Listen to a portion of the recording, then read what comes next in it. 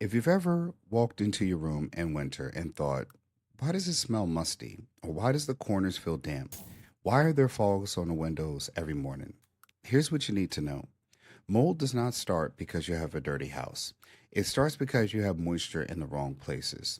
And in winter, that's when people accidentally create that moisture. Today, I'm going to show you 5 places mold hides in the winter and simple checks to help you catch it early.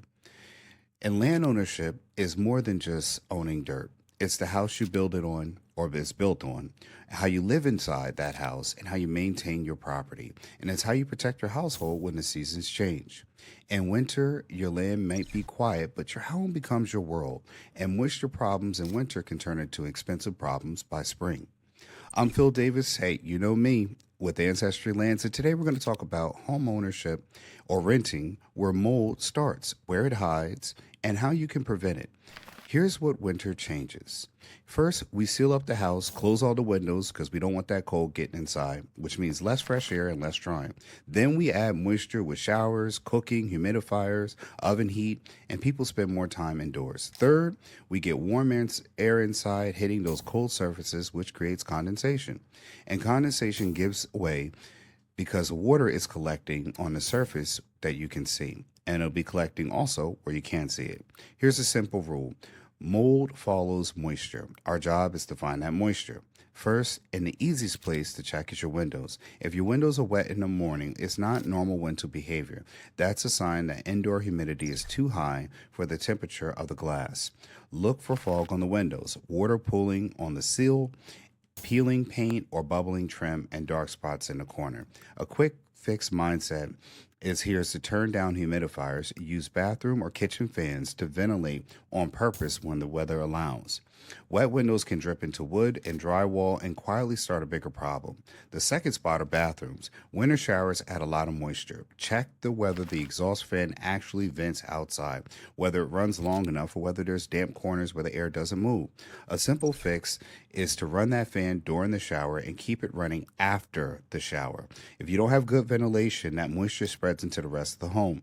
The places you'll see it first are the ceiling corners, around the shower, surrounded behind the toilet, and baseboards near exterior walls. Third spot, your kitchen. Cooking is basically indoor humidity production. Boiling water, simmering pots, dishwasher steam, all that moisture in the air. Check whether you're using a range hood or whether it vents outside or just recirculates that air. The fix is straightforward.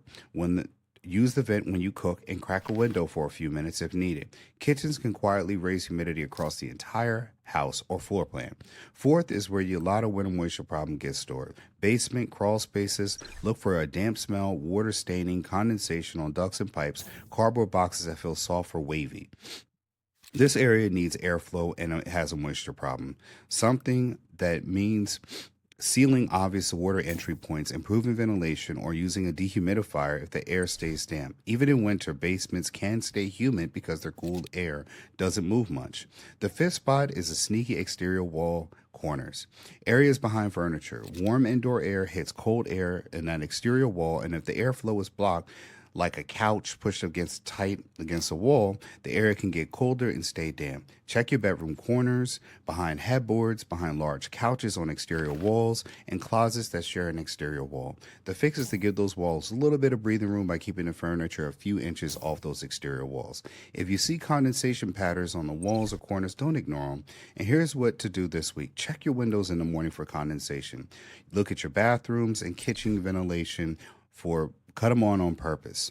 Walk your basement crawl spaces to smell for that dampness. If you want a measurable way to confirm damp spot, use a moisture meter. I'll have a description in below so you guys can click that link. Small moves make a big difference. The bottom line is mold is not a mystery, it's a problem.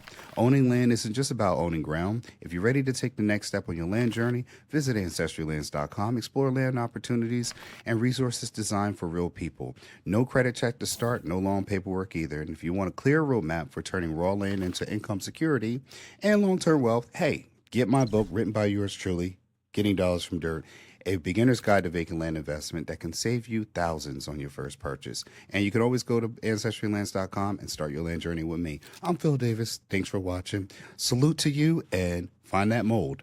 Thanks for watching. Subscribe, like, and share.